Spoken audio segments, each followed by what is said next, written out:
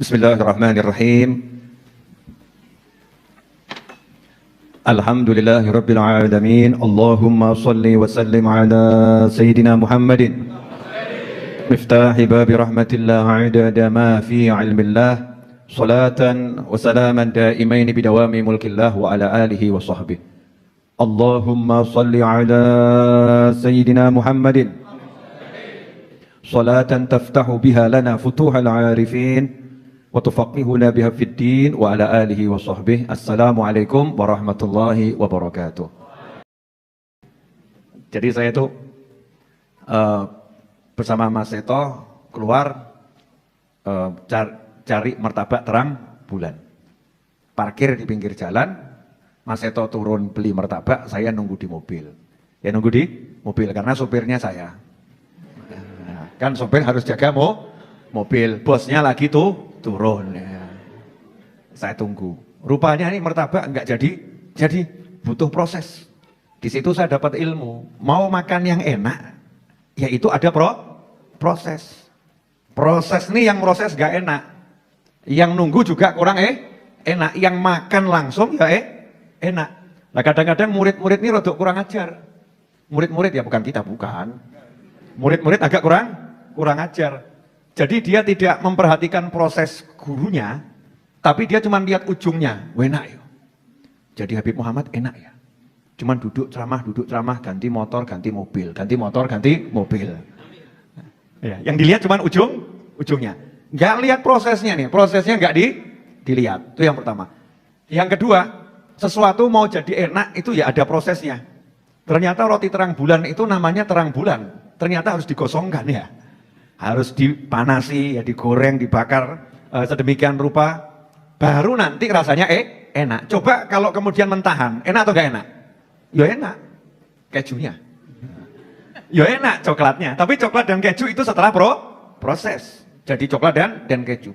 Jadi barang enak itu butuh proses. Nah di tengah-tengah begitu, di pinggir jalan, trotoar, saya lihat ada bapak-bapak tua lagi duduk megang tongkat mirip saya. Ada tas kresek di sampingnya. Saya lihat, ini kok sajaknya saya kenal orang ini. Loh ini temannya ayah saya almarhum. Ya temannya almarhum ayah saya. Itu saya senengnya luar biasa. Ya Allah, rezeki besar buat saya. Bisa bekti sama orang tua. Karena dalam sabda Nabi Muhammad SAW dinyatakan, salah satu cara bekti kepada orang tua yang sudah meninggal dunia adalah menyambung silaturahim dan berbuat baik pada teman-teman orang tua. Turun dari mobil nawaitu birrul waliden. Nawaitu birrul waliden. Bukan jadi sopir lagi. Sopirnya tuh turun, nawaitu birrul waliden. Duduk di pinggir jalan. Ya ngelesot di bawah gitu. Jadi orang kalau lihat, wah betapa tawadhu'nya Habib Novel. Masya Allah. Habib Novel rendah hati. Mau duduk di pinggir jalan sama siapa itu ya. Ya, siapa itu kira-kira? Jangan-jangan gurunya itu ya. Ada apa? Jangan-jangan Nabi Allah Khidir. Masya Allah itu. Macam-macam untuk persepsi orang melihat sesuai dengan prasangka baik masing-masing. Padahal saya sederhana.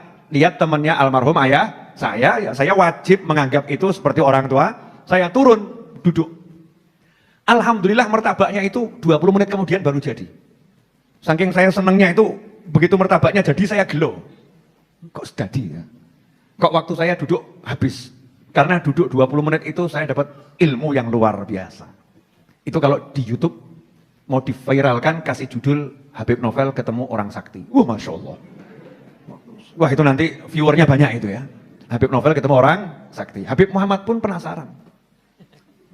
Belum cerita itu ya? Oh belum. Ya. Mau dengar Habib? Masya Allah. Ini prestasi buat saya. Didengar Habib Muhammad. Masya Allah. Sengaja saya rahasiakan yang bersangkutan namanya siapa gitu ya. Yang jelas temannya ayah saya.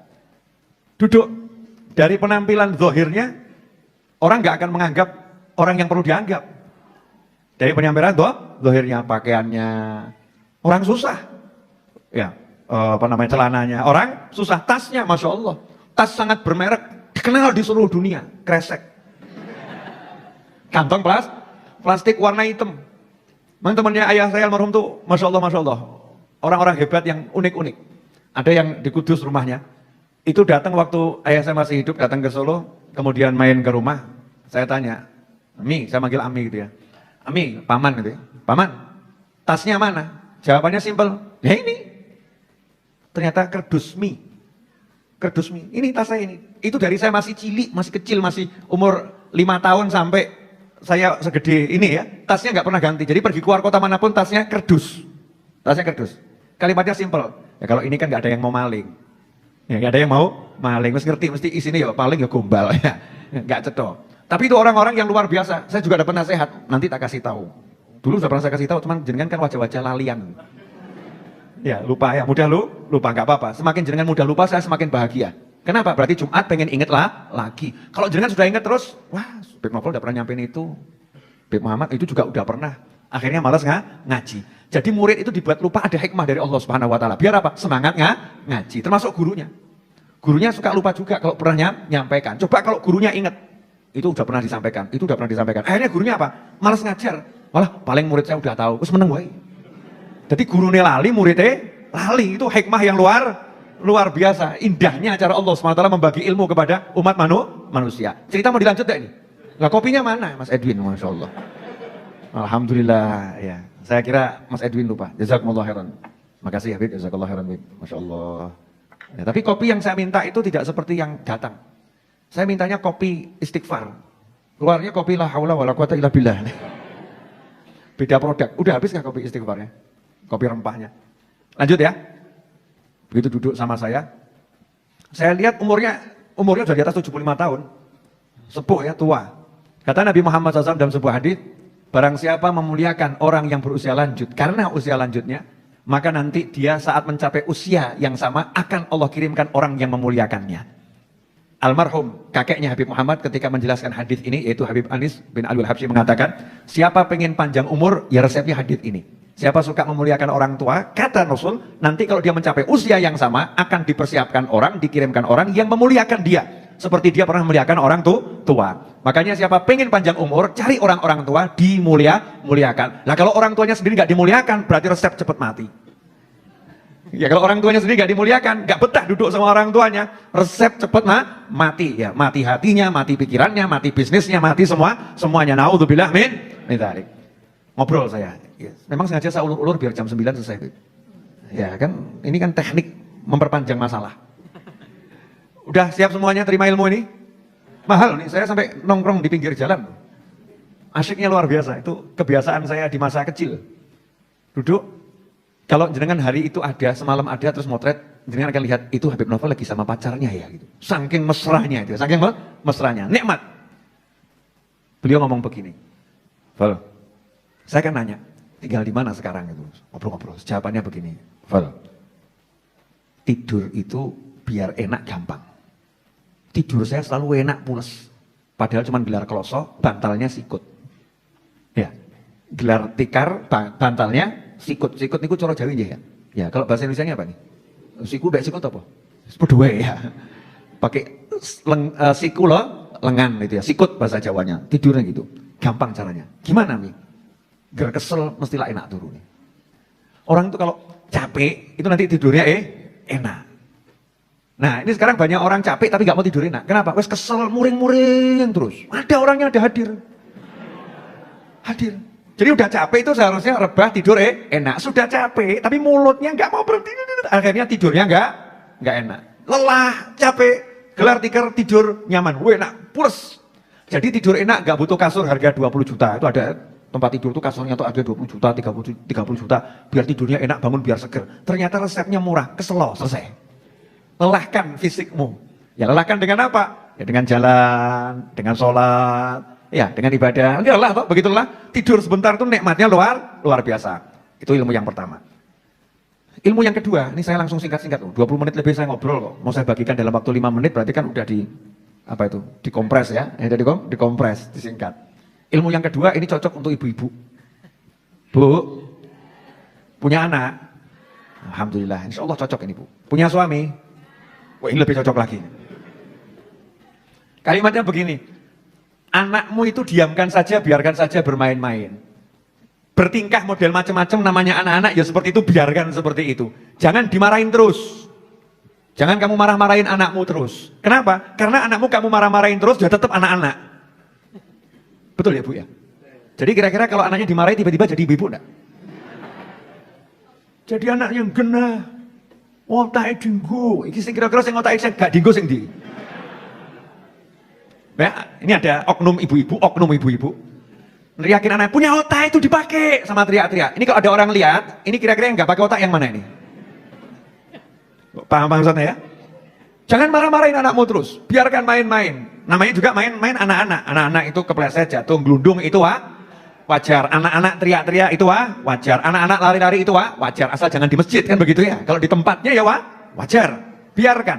Karena kalau kamu marah-marah, anakmu tetap anak-anak, kamunya jadi pegel. Kamunya jadi mangkel, kamunya jadi kesel, akhirnya sakit. Akhirnya sakit. Tapi kalau kamu nggak banyak marah-marah, kamu diem saja. Lama-lama anak itu yang cari kamu. Anaknya yang cari kamu, anaknya jadi nurut. Karena nggak sering dimarahin. Betul anak-anak? Betul. Insyaallah tuh. Itu jawaban dari anak-anak. Saya nggak tahu ya, ini urusannya orang-orang ahli, itu ilmu jiwa, cara apa tuh mendidik anak dan sebagainya. Cuman parenting. Yang saya dengar dari pakar parenting begitu. Ini saya nggak dengar dari pakar parenting, tapi pakar hidup lama. Orang tua yang berpengalaman, menang tua. Ya, dia menang berpengalaman. Kemudian dilanjutkan. Begitu juga sama manusia yang lain. Jangan suka marah-marah. Karena kamu marah-marah sama orang itu membuat kamu capek, lelah. Untuk marah itu energi yang dikeluarkan banyak, hasilnya kamu yang sakit. Hasilnya kamu yang sakit. Sementara yang kamu marahin yang nggak ngefek. Nggak ngaruh. Jadi kamu rugi. Ya itu ibu-ibu perlu praktek. Paham Bu? Jadi misalnya ibu mau marah sama suami, itu tiwas kesel Bu. Wong lanang germulih jam 10, germulih jam 10. Kadang-kadang jam 11, yang nggak paham bahasa Jawa ya mohon maaf. Iya. Everyday you came late, Bu ngono ya. Ramu deng aku. Tiap hari nggak pernah pulang tepat waktu, terlambat terus. Kamu ini sebetulnya suaminya siapa? Ibu-ibu nongger ngamuk, oknum ya, oknum ibu-ibu. Kalau marah itu kalimat-kalimatnya, Masya Allah. Terus gini bojone ditakok, sebetulnya kamu suaminya siapa? Waneh gitu ya. Waneh. Emang nggak mau pulang ya? Nggak usah pulang sekalian. Udah pulang masih dibohongin, nggak usah pulang sekalian. Pertanyaan saya, teriakan-teriakan begitu manfaat enggak? Blas. Pakai ilmu baru ibu-ibu. Ilmu baru. Wedok kudu pinter. Ini tahun 2020. Harus cerdas. Pulang telat, diam saja.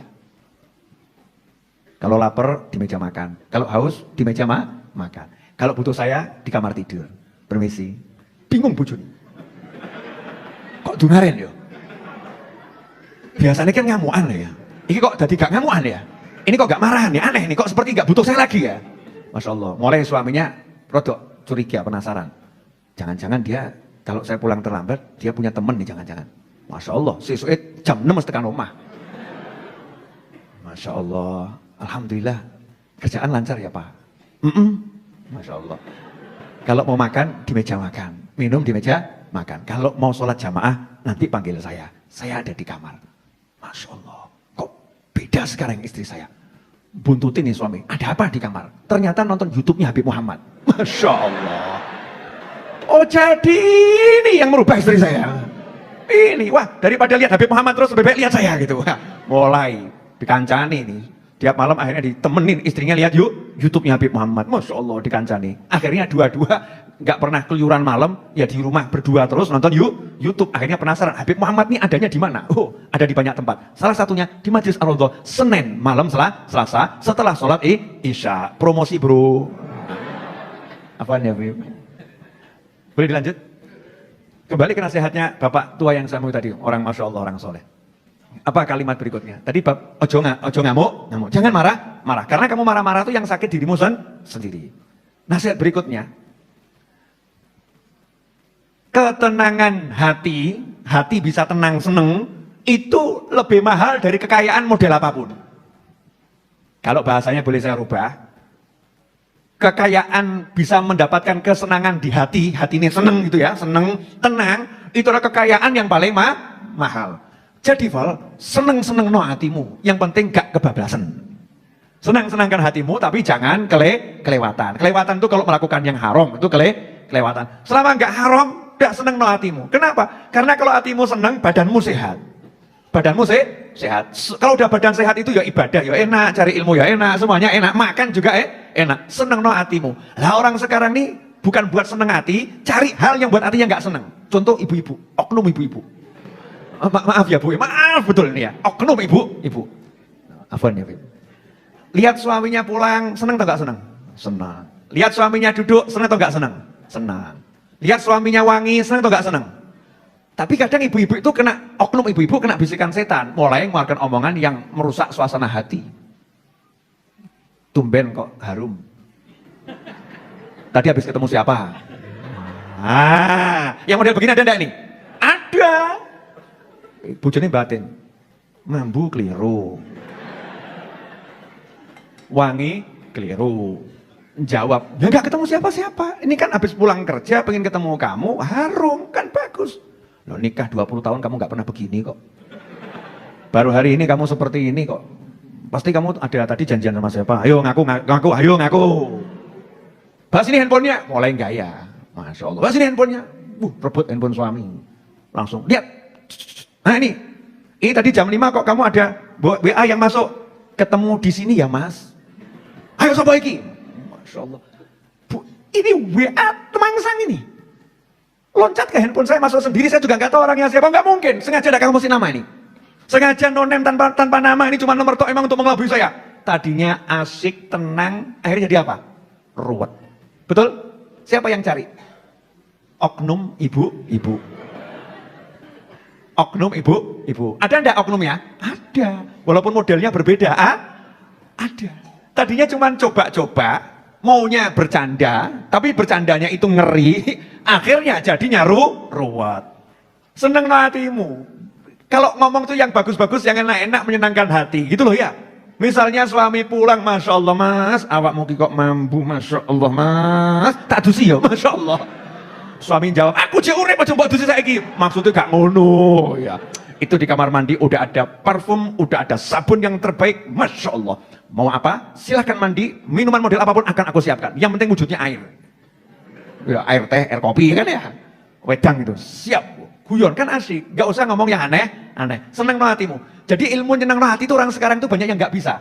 Sudah duit gak punya, pekerjaan gak jelas, ya hati ruwet kan ya aneh. Saya tadi barusan kedatangan tamu, Masya Allah. Boleh cerita lagi? Sampai saya minta tolong Habib Muhammad. Ini rezeki buat saya, Habib Muhammad tadi bisa meninggalkan taklimnya, kemudian beliau ke sini yang di sana diwakilkan pada yang lain ya. Mau saya ceritain? Mau? Ya sabar. Masuk kabeh dintekno saiki. Sabar.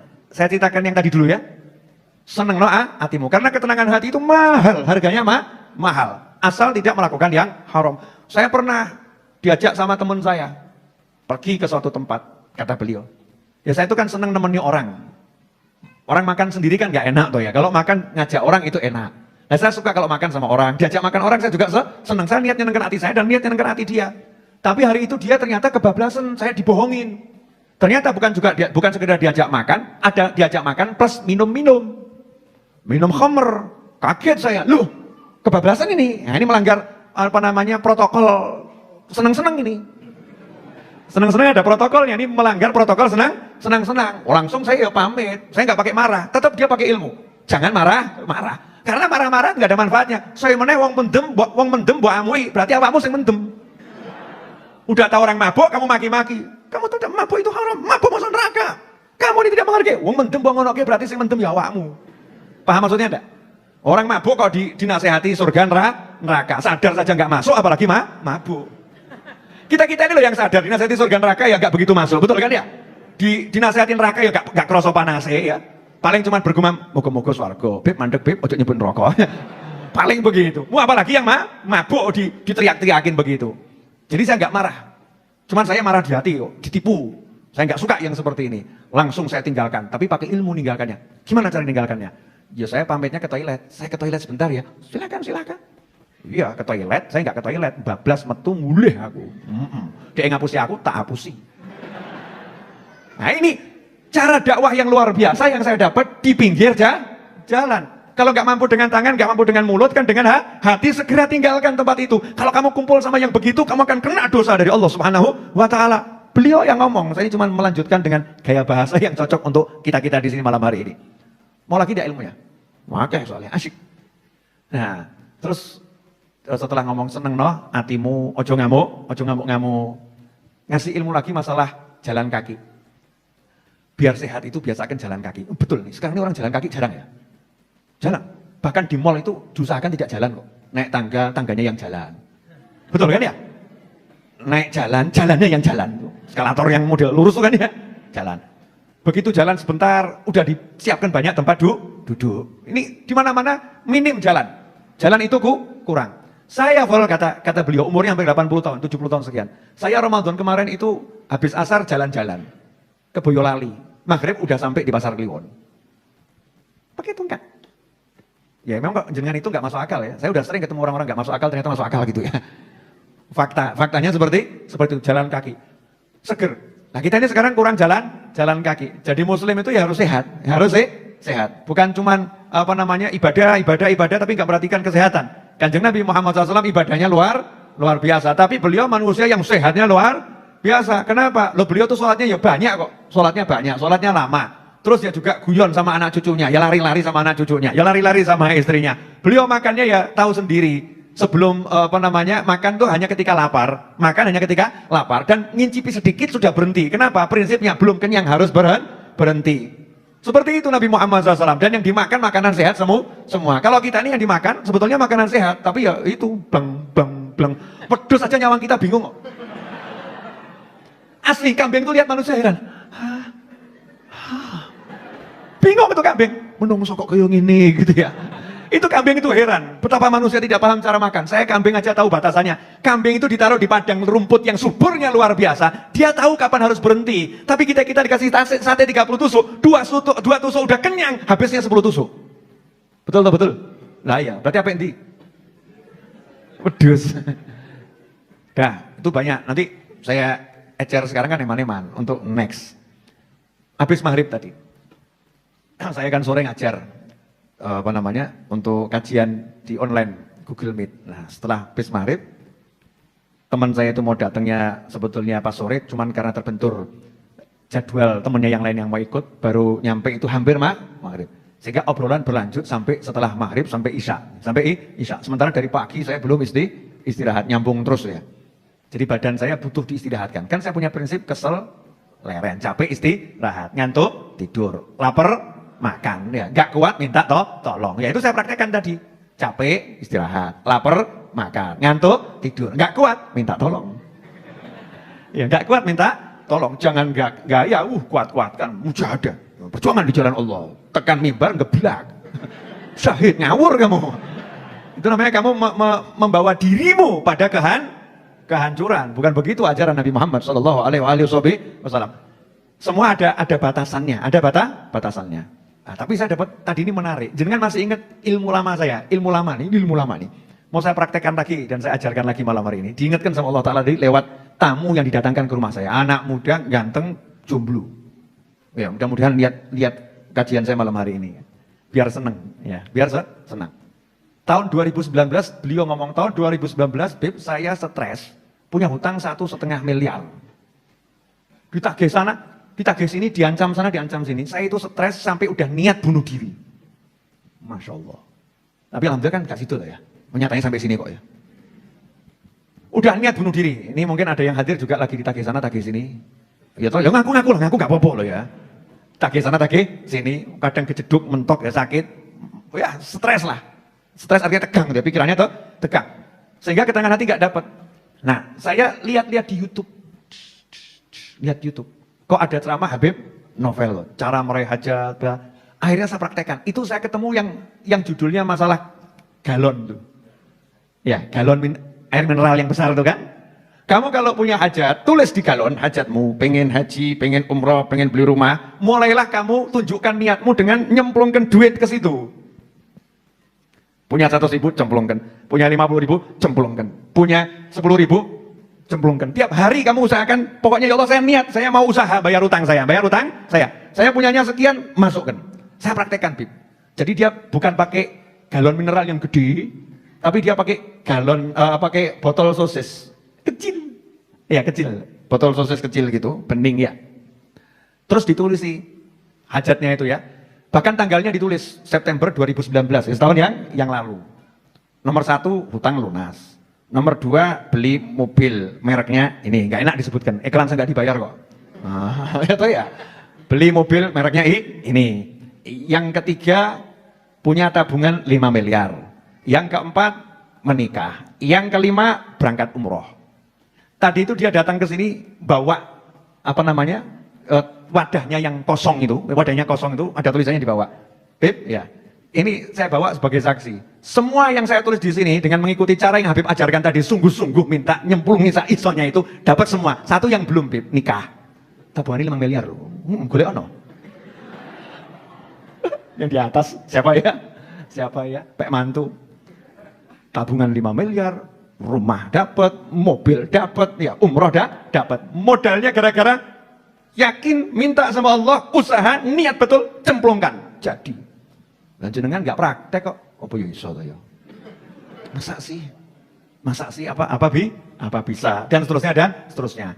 Nah, mulai Jumat malam Sabtu ini saya mengajak Anda semua dan semua pemirsa mulai nanti cari lodong atau apa terserah, botol atau apa, tulis sono. Sing apik-apik. Satu, niat. Punya duit banyak, senangkan ibu pengen punya mobil, beli mobil untuk ibu misal gitu. Ya. A B C D tulis semuanya, terus yo tenanan. Tapi ojo ketok kebak terus tergiur. Orang gue bayar utang tuku sambel. Tuntaskan dulu hutangnya, ya hutangnya. Nanti akan selesai. Kenapa? Karena disebutkan siapa yang niat membayar hutang, Allah yang akan melunaskan hutangnya. Allah yang akan melunaskan hutangnya. Allah loh, bukan usahamu, bukan kemampuanmu, Allah. Kalau udah Allah yang melunaskan, berarti Allah yang ngurus. Nanti Allah akan kasih ide, Allah akan kirim orang, nanti Allah akan bereskan, dan seterusnya, dan seterusnya. Jelas semuanya? Alhamdulillah. Udah 30 menit saya berbicara. Betul Habib ya? Betul. Dan Habib Muhammad kesian, duduk di pojok itu seperti orang bagaimana gitu, saya nggak enak ya. Kiko Habib Muhammad nih. Biasanya kita kan duet di podcast-podcastan ya Habib ya. Udah tonton podcast kami berdua yang terbaru? Mertua vs menantu? Nah, saya nanti berikutnya ada suami vs istri. Suami lawan istri. Problematika suami lawan istri. Oh tadi ada yang datang juga curhat masalah istrinya begini, ya. Di WA ada juga yang curhat suaminya begini, dan seterusnya. Itu banyak pertanyaan masuk yang memang pada bingung cara menyelesaikan masalah gitu bagaimana. Padahal itu urusannya simple, ya simple. Terakhir sebelum saya tutup, saya mau kasih satu ilmu lagi dari Habib Umar bin Muhammad bin Salim bin Hafid. Jadi saya malam-malam itu mau lihat channel YouTube saya, muncul siaran langsung Habib Umar lagi malam Jumat ceramah di pondoknya di Yaman sana di Tarim, Darul Mustafa Tarim ceramah. Saya lihat, begitu saya lihat Masya Allah, dapat ilmu yang banyak. Malam ini mau saya simpulkan dengan satu kesimpulan pendek. Mudah-mudahan jenengan paham. Kalau nggak paham nggak apa-apa, berarti belum waktunya. Paham ya? Jangan paksakan. Tapi disimpan dulu. Karena yang disimpan tuh nggak ada nggak manfaat. Nanti pada waktunya akan muncul. Ayatnya kalau saya nggak salah nanti Habib dicek. Wala akibatu lil muttaqin. Wala akibatu lil muttaqin. Dan hasil yang baik itu hanya untuk orang-orang yang bertakwa. Kalau bahasa bebasnya, orang-orang yang bertakwa itu akan selalu jadi pemenangnya. Itu bahasa bebasnya. Kata Habib ya. Wal aqibatu lil muttaqin. Orang-orang yang bertakwa itu akan selalu jadi pemenangnya. Jadi ada orang berbuat begini, orang berbuat begitu, orang usaha begini, orang usaha begitu. Di dunia ini ada yang begini, ada yang begitu. Enggak usah ngurus. Yang enggak usah ngurus. Karena apa? Pemenangnya tetap orang yang bertakwa. Bertakwa itu apa? Melaksanakan perintah Allah, menjauhi semua larangan Allah. Jadi kunci selamat, kunci menang, kunci sukses bukan mau niru gayanya fulan, bukan takut ada fulan begini, fulan begitu nanti bisnisnya jadi kacau, enggak. Tetap orang yang bertakwa itu jadi pemenangnya. Berarti resepnya hidup apa? Ya gampang, gelar sajadah, sholat berjamaah, ambil mushaf, baca Al-Quran, ketemu orang tua, hormati. Kalau orang tua kandung, lebih kita hormati, sayangi, berbuat baik kepadanya. Kepada istri, suami, pasangan hidup, anak, tunaikan haknya masing-masing. Ketika bisnis, jujurlah, berusaha yang baik. Jangan katakan, yang dusta aja bangkrut, apalagi yang jujur. Jangan ngomong seperti itu. Usahakan dengan semua cara-caranya Allah Ta'ala. Pasti jadi pemenangnya. Lah, yang lain-lain akan nyungsep.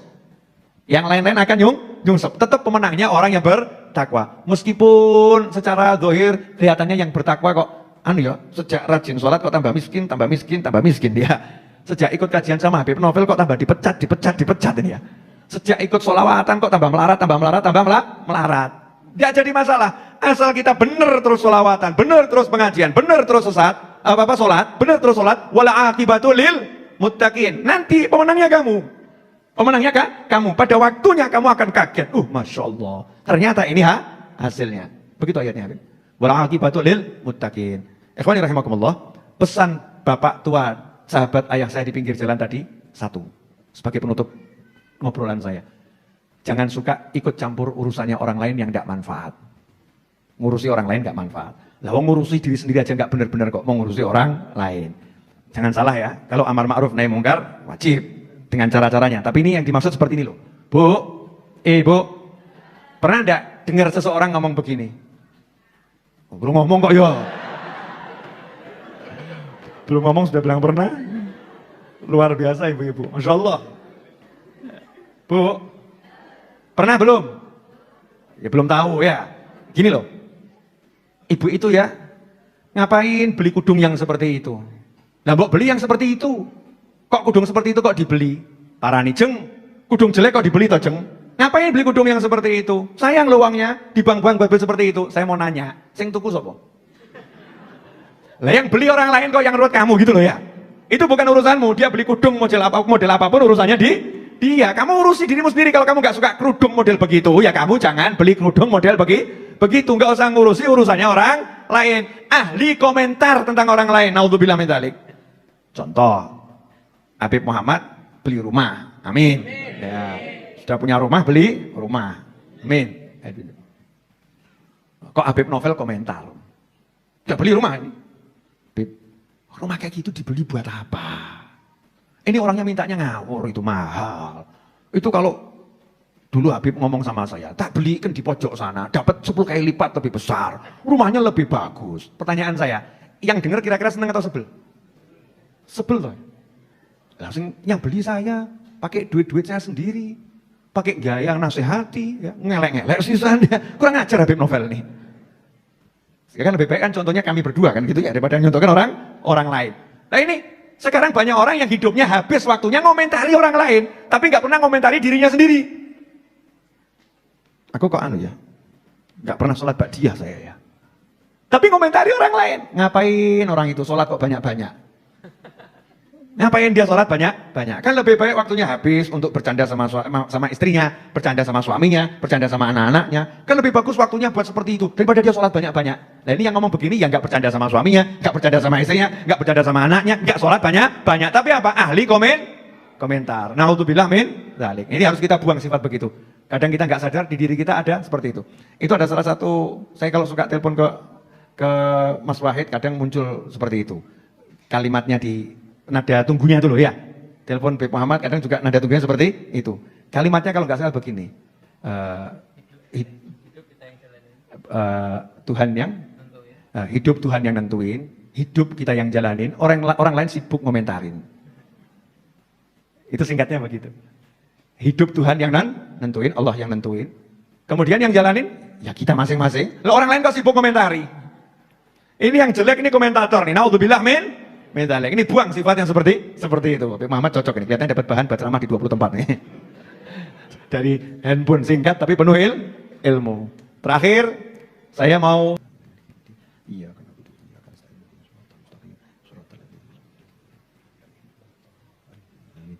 mari kita tutup dengan doa yang biasa kita baca. Ya Rabbana tarafna bi annana tarafna wa annana asrafna ala ladha ashrafna fatub alaina tauba taghsilu kulla hauba wastur lana al-awrati wa amin ar-rawati waghfir li walidina rabbi wa mauludina wal ahli wal ikhwani wa sairil khillani wa kulli dhi mahabbah aw jiratin aw suhbah wal muslimina ajma' amin rabbi isma' فضلا وجودا منا لا باكتساب منا بالمصطفى الرسول نهضى بكل سول صلى وسلم ربي عليه عد الحب وآله وصحبه إداد الطرس الصحب والحمد للإله في البدء والتناهي اللهم صل وسلم على سيدنا محمد مفتاح باب رحمة الله عدد ما في علم الله صلاة وسلاما دائمين بدوام ملك الله